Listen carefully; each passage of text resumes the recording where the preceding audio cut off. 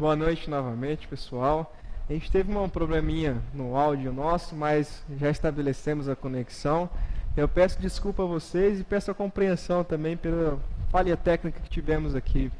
Mas, voltando aqui à agroecologia, nós estamos vendo agora a nosso composto nitrogênico. Eu vou começar tudo do zero novamente para que a gente entenda realmente como que é feito esse ciclo do nitrogênio na atmosfera, como ele é feito esse ciclo do nitrogênio no meio ambiente. Na verdade, o nitrogênio ele está composto em nosso meio ambiente em uma forma gasosa da qual é cancerígena para todo o animal terrestre que existe sobre a Terra, em grandes quantidades, visto que em pequenas quantidades, das quais são bem estabelecidas numa simbiose total entre bactérias, seres vivos e meio ambiente, aí sim, esse nitrogênio consegue ter um composto vitamínico tão grande para que todo vegetal e todo animal cresça e se desenvolva de uma tal forma com que fiquem muito bem padronizados e estabelecidos sobre a atmosfera. E de que maneira que é feito a fixação desse nitrogênio, de que maneira que é feito o estabelecimento do nitrogênio no composto dos corpos vegetais e dos corpos animais? Tudo aqui, na verdade, é uma cadeia alimentar e uma cadeia em simbiose com que todas entram em junção e todas se fazem de uma tal maneira com que todas se ficam beneficiadas com a fixação do nitrogênio, com a distribuição do nitrogênio na atmosfera. O que a gente pode ver aqui, pessoal, nesta imagem à primeira instância? O nitrogênio atmosférico como sendo padrão estabelecido sobre a atmosfera onde nós todos estamos aqui respirando. Esse nitrogênio aqui na nossa capacidade atmosférica ele é concentrado em uma pequena quantidade em relação à atmosfera maior, que está acima de nossas cabeças, que está aí vários metros de distância além da nossa respiração. E esse nitrogênio ele acontece sua fixação justamente pela precipitação das chuvas, visto que na aula passada a gente estudou tudo sobre o ciclo ecológico, ou seja, o ciclo da água, o processo natural da água, que decompõe-se pela evapotranspiração, pela evaporação da água, aí depois justamente acontece a condensação nas nuvens, e depois da condensação, a decantação que acontece através das chuvas. E essas chuvas é que acontece o processo natural com que o nitrogênio, por ser um gás, ele logo se junta com as moléculas da água, que é de H2O, e esse N, que é o nitrogênio, Ne, o nitrogênio, ele facilmente se precipita até de tal modo que se chega ao solo, fazendo com que todo o solo seja rico na produção, capacidade de nitrogênio, e não somente pela produção da chuva, mas também pelo oxigênio distribuído no solo. Nós sabemos que o solo tem uma capacidade pequena de fixação de oxigênio, mas a capacidade que existe é suficientemente para que todos os organismos, todos os seres vivos ali existentes, consigam se estabelecer e viver naturalmente no meio da qual vivem.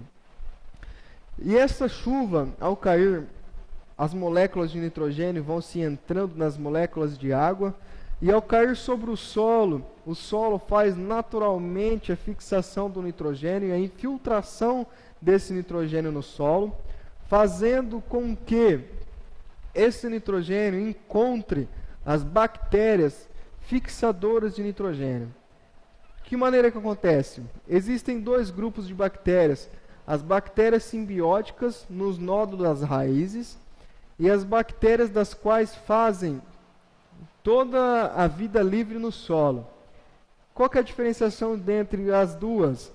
É que a primeira que é falada aqui, que é a bactéria simbiótica nos nódulos das raízes, elas são o último estágio que o vegetal encontra do nitrogênio no meio ambiente. As bactérias que vivem em vida livre no solo, essas fazem a quebra do nitrogênio, transformando em amônia no solo, transformando no nitrogênio com suas moléculas mais quebradas. E essas bactérias que fazem a fixação dele nos nódulos das raízes, captam toda essa amônia do solo, todo esse nitrogênio do solo e o transformam em nitrato. Visto que nitrato é um composto do qual todos os vegetais necessitam. Necessitam porque toda a força, toda a vitalidade, toda a maneira de crescimento de um vegetal está ligado na capacidade de nitrogenização que existe nele. A falta do nitrogênio causa aos vegetais o quê? Amarelamento das folhas, causa atrofiamento dos colmos, atrofiamento do caule e causa ao vegetal uma atrofiação natural do seu corpo, fazendo com que o seu processo fotossintético, ou seja, o seu processo de fotossíntese, diminua gradativamente e de uma forma com que, pelo amarelamento de suas folhas, os seus estômatos vão permanecendo cada vez mais fechados. E pelos estômatos permanecerem fechados, não recebem a luminosidade adequada para que ocorra a fotossíntese. Então, visto que o nitrogênio a gente já consegue ver que é um composto que é essencial para a vida vegetal e é essencial para a vida animal. Porque nós sabemos que pelas quebras de moléculas do nitrogênio, ele chega facilmente em nitrato sobre o solo. E esse nitrato nada mais é quando acontecem os compostos orgânicos da fotossíntese, quando o vegetal retira do solo toda a seiva bruta, que na verdade é o nitrato, e leva até as extremidades das folhas, fazendo com que essa seiva bruta se transforme em seiva elaborada. É aí que ocorre a transformação do nitrato para a nossa simbiose em carboidrato. E esse carboidrato para nós animais, ele é essencial, visto que o carboidrato para os animais e para também os vegetais, ele aumenta a capacidade fibrótica, a capacidade de fibras musculares nos animais e a capacidade de fibra nos colmos e nos caules dos vegetais. Mas há uma coisa muito interessante que a gente deve sempre se perguntar: como que as bactérias fazem essa transformação do nitrogênio em nitrato, em amônia e em outros compostos que são essenciais para a vida vegetal? Essas bactérias que vivem livre no solo, essas bactérias fixadoras de nitrogênio que estão encontradas nos nódulos das raízes, na verdade, elas se alimentam do nitrogênio para que aquele nitrogênio alimentado, eles fazem em seus estômagos, em suas capacidades de quebra de molécula, toda a quebra da molécula do nitrogênio, de tal forma que estas moléculas, após serem quebradas, elas conseguem dar às bactérias uma divisão celular uniforme, uma divisão celular natural, da qual faz com que todo o núcleo bacterial, com que todo o núcleo de bactéria se desprenda em dois, dos dois em quatro, e assim acontece sua proliferação natural. Mas como que acontece a vida natural dessas bactérias? A vida natural dessas bactérias, ela necessita de uma quantidade boa e controlada de umidade, e uma quantidade boa e controlada de temperatura e compostos orgânicos. Porque visto que todo composto orgânico há a presença de nitrogênio. E quando há essas questões ambientais, de uma forma bem trabalhada, de uma forma com que não seja nociva a esse corpo de bactéria, a esse corpo de seres vivos, aí sim que começa a acontecer a sua proliferação. Vegetais adequados dos quais fazem a proliferação natural dessas bactérias são as leguminosas, visto que toda leguminosa, como o feijão, como o feijão, o tomate, o amendoim, quando nós puxamos e olhamos as raízes dessas leguminosas, nós conseguimos ver nódulos, não somente leguminosas, mas em árvores também, em árvores arbustivas ou em árvores de grande porte. Nós conseguimos ver nódulos pequenos, como se fossem verrugas.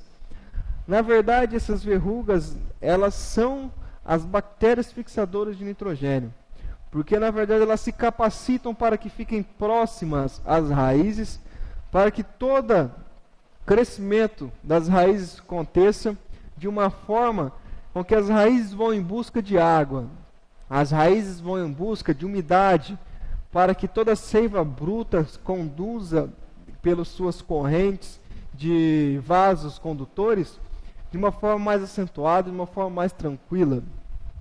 E quando acontece esse crescimento e essa busca excessiva por água, essas bactérias fixadoras de nitrogênio, elas ficam presas nos poros fibróticos, ou seja, nos poros existentes nas raízes dos vegetais. E quando elas ficam nesses poros, vamos imaginar aqui uma bactéria somente fixada em um poro de um vegetal, um poro de uma raiz de um vegetal.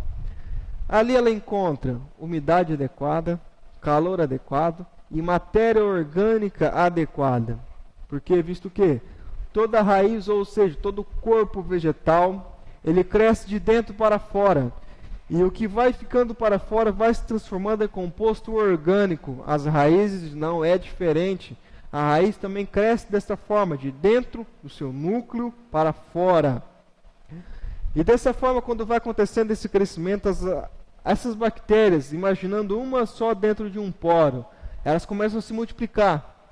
E essa multiplicação vai acontecendo no poro das raízes, que chega ao momento em que há tanto volume bacterial, há tanto volume de bactéria fixadora de nitrogênio, de qual elas conseguem expandir o corpo, o tecido vegetal, fazendo verrugas.